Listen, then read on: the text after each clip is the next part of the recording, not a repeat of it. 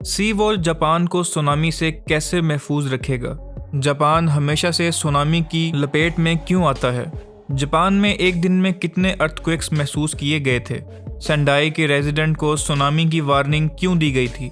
इस सुनामी के वाक़े से कितने लोग हलाक हुए थे? नाजरीन, वैसे तो अर्थक्वेक्स और सुनामी से बचना किसी के बस की बात ही नहीं, मगर जापान के पास इससे मुकाबला करने के सिवा और कोई ऑप्शन नहीं। अब तक 1300 सुनामी जापान पर हमला कर चुके हैं, जिसके नतीजे में अभी तक 1,30,874 लोगों की जान जा चुकी है। सुनामी की सबसे खतरनाक लहर 1741 में आई थी और सुनामी की ये लहर 90 मीटर से ज्यादा बुलंदी के साथ कंपू सुनामी जापान, जजीरा नुमा और कोरिया के हमसाये जजायर को अपनी लपेट में ले गई थी। अफसोस की बात यह है कि जैसे जैसे वक्त गुजरता जा रहा है, जापान में सुनामी का खतरा और ज्यादा बढ़ता जा रहा है। अब तक जापान में आने वाले ज़लज़लों की शिद्दत 7.0 से ज्यादा या इसके बराबर है, जिसकी वजह से जानी नुकसान हो रहा है। 2022 में 300 से ज्यादा अर्थक्वेक्स रिकॉर्ड किए गए थे। जापानी मौसमियाती एजेंसी के मुताबिक ज़लज़ले की शिद्दत 7.4 थी। इसके अलावा एक दिन में 3 या 4 अर्थक्वेक्स भी महसूस किए गए थे। जापान दुनिया का वाहिद मुल्क है जहां अर्थक्वेक्स का आना बहुत कॉमन बात है, जबकि 2000 से लेकर 2022 तक जापान 5 मरतबा छोटी बड़ी सुनामी को बर्दाश्त कर चुका है। ओशिका पेनिसुला 2011 के ज़लज़ले के मरकज के लिए होंशु का करीब तरीन हिस्सा था, जो कि इसकी साहिली पट्टी के हिस्से में तकरीबन 72 किलोमीटर दूर था और समंदर के अंदर 9.1 मैग्नीट्यूड अर्थक्वेक पूरे 6 मिनट तक चलता रहा, जिसकी वजह से एक जायंट सुनामी ने जन्म लिया। ये दुनिया का चौथा बड़ा अर्थक्वेक और जापान की रिकॉर्डिंग हिस्ट्री का सबसे बड़ा अर्थक्वेक था। इसके नतीजे में जो सुनामी पैदा हुई उसने समंदर में 180 फीट ऊंची लहर पैदा की और पानी की लहरें 700 किलोमीटर फी घंटा की स्पीड से सेंडाई सिटी में एंटर हुई। नाजरीन, अब बात करेंगे जापान के मियागी शहर की कि इस आफत से इस शहर को कितने नुकसान का सामना करना पड़ा। सेंडाई सिटी मियागी प्रीफेक्चर का दारुल हुकूमत है और ये शहर जापान के 20 नामजद शहरों में से एक है और इस शहर की बुनियाद 1600 में रखी गई थी, जो कि दरियाए हिरोस में से 45 किलोमीटर तक बहता है। दरिया में 1950 की दिहाई तक सैलाब आता रहा, लेकिन 1960 और 1970 की दिहाइयों में बनाए गए डैमों ने ऐसे सैलाब को नायाब बना दिया। जबकि सुनामी का सबसे बड़ा मसला ये होता है कि मॉडर्न टेक्नोलॉजी से भी इसे प्रेडिक्ट नहीं किया जा सकता। लिहाजा सेंडाई सिटी के रेजिडेंट को 8 मिनट पहले ही सुनामी की वार्निंग दी गई थी, जबकि लोगों को भागने का मौका भी ना मिल सका था। इस वाक़े की वजह से 2,28,000 लोग बेघर हो गए और 2,30,000 लोग मारे गए। एक और अहम मैदान मशरकी होंशु में सेंडाई सिटी के आसपास का सेंडाई मैदान है। इनमें से बहुत से मैदानी इलाके साहिल के साथ हैं और रिकॉर्ड शुदा तारीख में इन इलाकों में जमीन की बहाली से इजाफा हुआ है। एक तरफ यहाँ पर क़यामत का मंजर था तो दूसरी तरफ दाइची न्यूक्लियर प्लांट फुकुशिमा भी फेल हो गया। फुकुशिमा एटमी धमाके 2011 में जापान के फुकुशिमा के शहर ओकामा में हुए। दाइची न्यूक्लियर प्लांट फुकुशिमा में एक हादसा पेश आया था और वहां पर 2 से 3 दिन के अंदर 3 हाइड्रोजन के धमाके भी हुए थे और वो पावर प्लांट धमाकों से फट गया।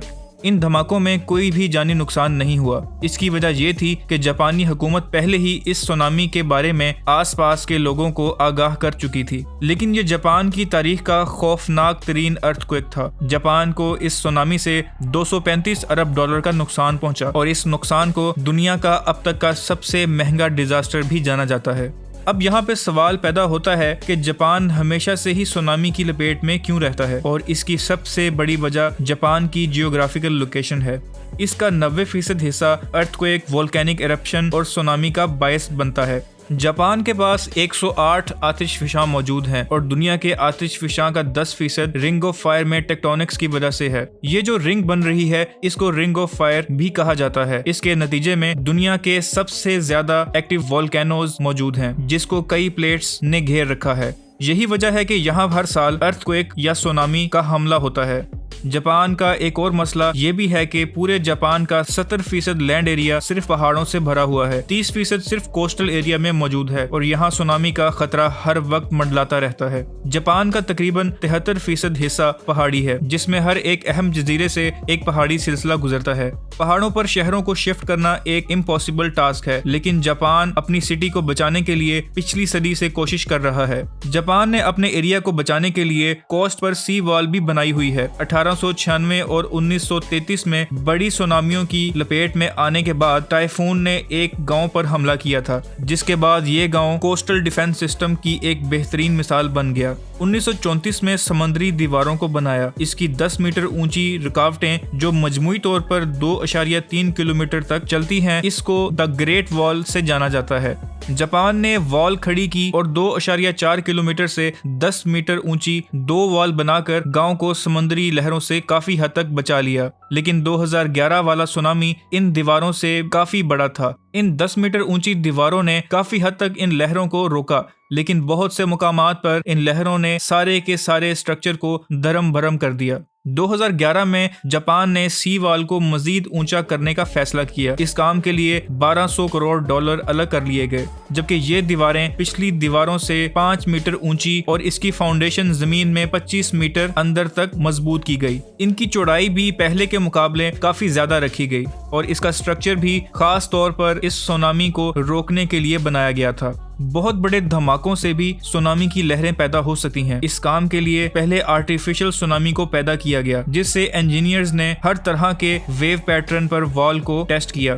एक वाइब्रेटर की मदद से 2011 में अर्थक्वेक जैसा पैटर्न पैदा किया गया। वेव्स कितनी बड़ी होंगी तो कितना प्रेशर जनरेट करेंगी, ये सब कुछ सिमुलेट की मदद से कैलकुलेट किया गया था।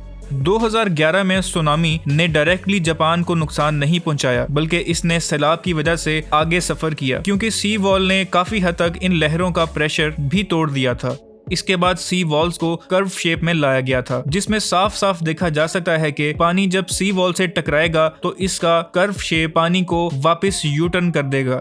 इस तरह हर पीछे से आने वाली वेव का प्रेशर तोड़ेगा। सुनामी की इस लहर को प्रेशर से बचाने के लिए जापान ने वॉल ही नहीं बनाई थी, बल्कि समंदर में ब्रेक वाटर भी बनाए थे। अब बात करेंगे कि ब्रेक वाटर क्या है और कैसे काम करते हैं। ब्रेक वाटर फ्लैप्स गेट्स की एक लाइन पर मुश्तमिल होता है, जो समंदर के फर्श पर नस्ब किया होता है। सुनामी की कुव्वत को जज्ब करने के लिए फ्लैप्स को अमूदी सिमत में घुमाया जाता है, लेकिन जब वेव्स कोस्ट की तरफ बढ़ती हैं तो ब्रेक वाटर इनका प्रेशर तोड़ता है। जापान ने सुनामी को 2 अलग अलग हिस्से में डिवाइड किया है। लेवल 1 सुनामी 60 से 50 सालों में आती है। इनकी लहरें 15 मीटर तक ऊंची होती हैं। लेकिन लेवल 2 सुनामी जो 1000 साल में एक दफा आती है, तो ये सी वॉल्स अकेली इसे नहीं रोक सकती। इसके लिए सुनामी मिटिगेशन पार्क्स भी बनाए जाएंगे। जापान की सी वॉल्स इंजीनियरिंग का एक हैरान कुन कारनामा है और इस तबाही का सामना करने के लिए किसी हद तक फायदेमंद भी है।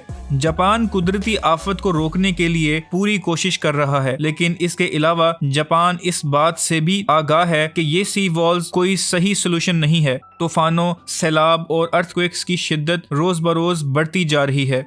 $12,000 का खर्चा करके जापान ने अपने लोगों के लिए टाइम खरीदा है, लेकिन जब जब ये सी वॉल वेव्स के प्रेशर को तोड़ेगी, तब तब लोगों को वहां से बाहर निकलने का टाइम मिल जाएगा।